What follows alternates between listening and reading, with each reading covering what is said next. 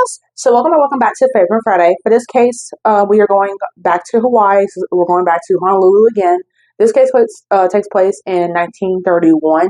And just a spoiler alert, our killer's family is a rich white family, and our victim is someone who was of Hawaiian descent.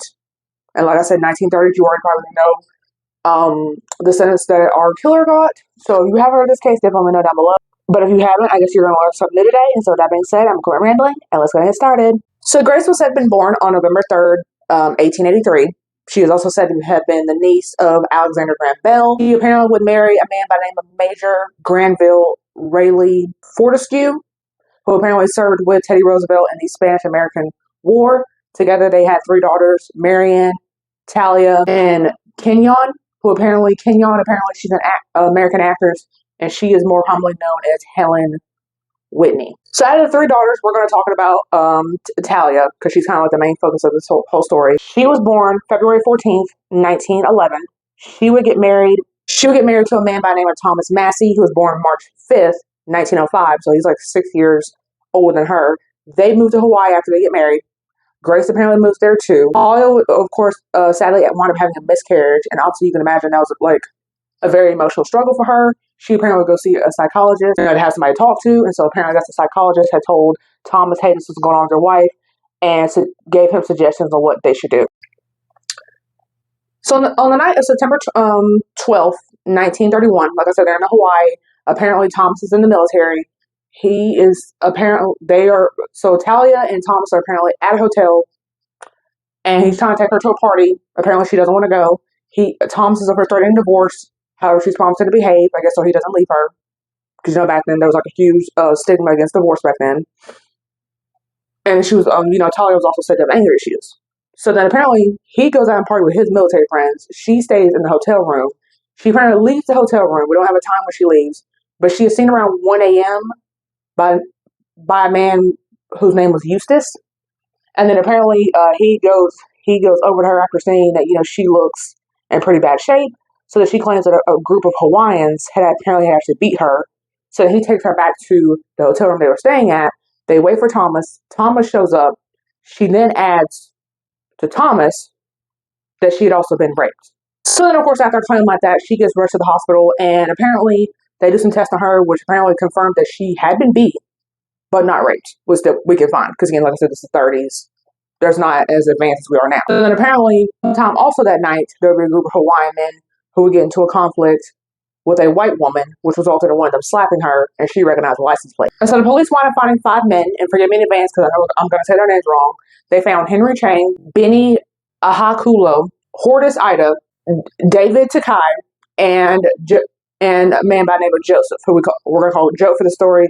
Joe was born December 25th, 1909. I don't have a date of birth on the rest of them, but the story's about to center around Joe. You'll see pretty soon.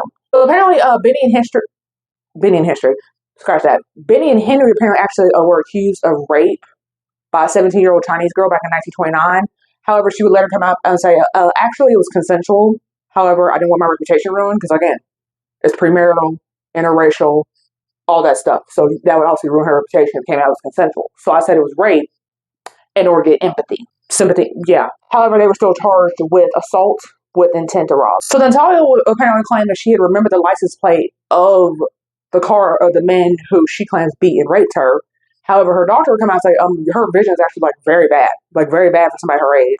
And also, it is said that she had heard the license plate being listed on the radio, and it's believed that's how she got the license plate. Because at the time, while she was in the hospital, they were out looking for the car of people that just slapped this white woman on the other side of town.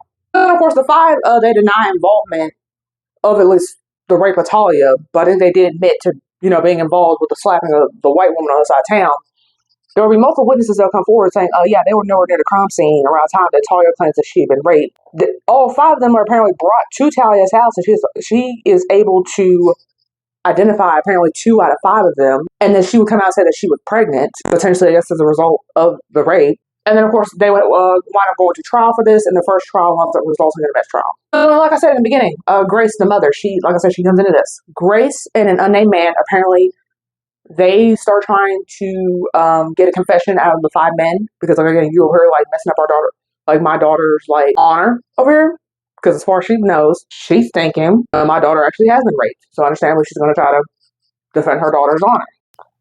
So then apparently she got some Navy men to apparently beat up Horace, which is one of the 5 men is being accused, basically tried to get him to confess to the assault of her daughter.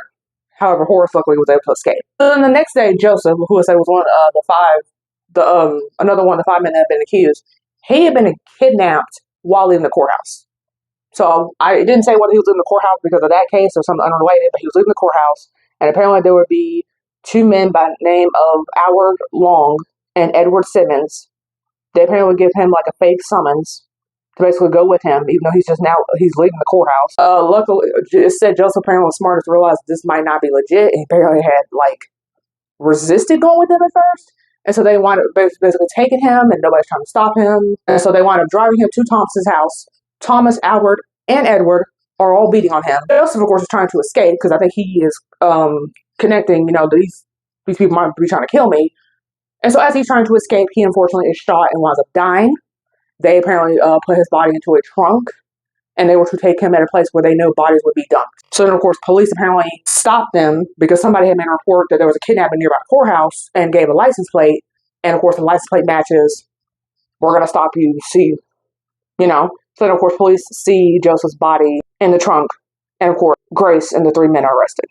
So then at that trial, because, one of the, now we have a murder trial, because now we have a dead man on our hands. At their trial, defense tries to say that Albert has shot Joseph in a fit of rage.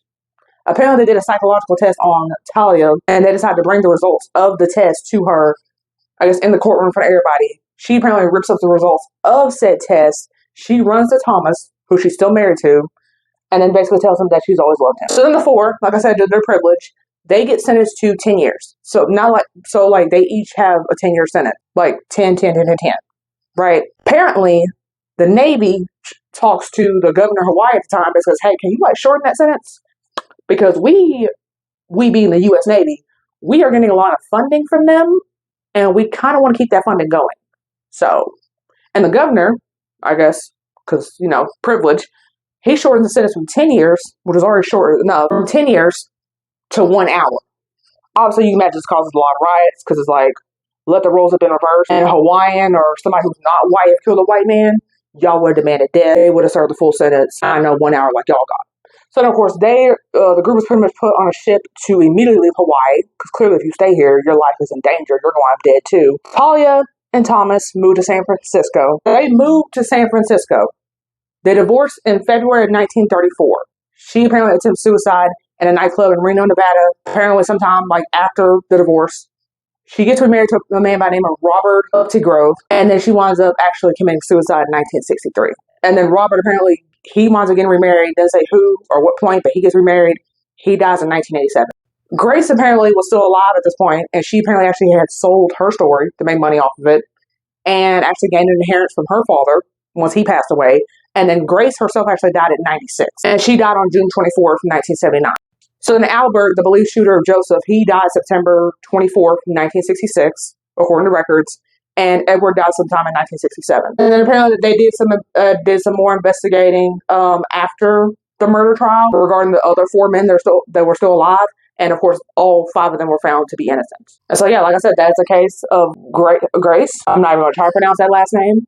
Normally it was the victim, I would try, but this is the killer, so we really don't give a shit. So with that being said, definitely let me know what you think down below. Had the roles been reversed, regarding the murder, but the killer been Hawaiian, or had the killer been Hawaiian or not white, and the victim had been white, what the sentence would have been? Would they have gotten off that easily? Definitely down below. So with that being said, I cover favorable 3 times a week.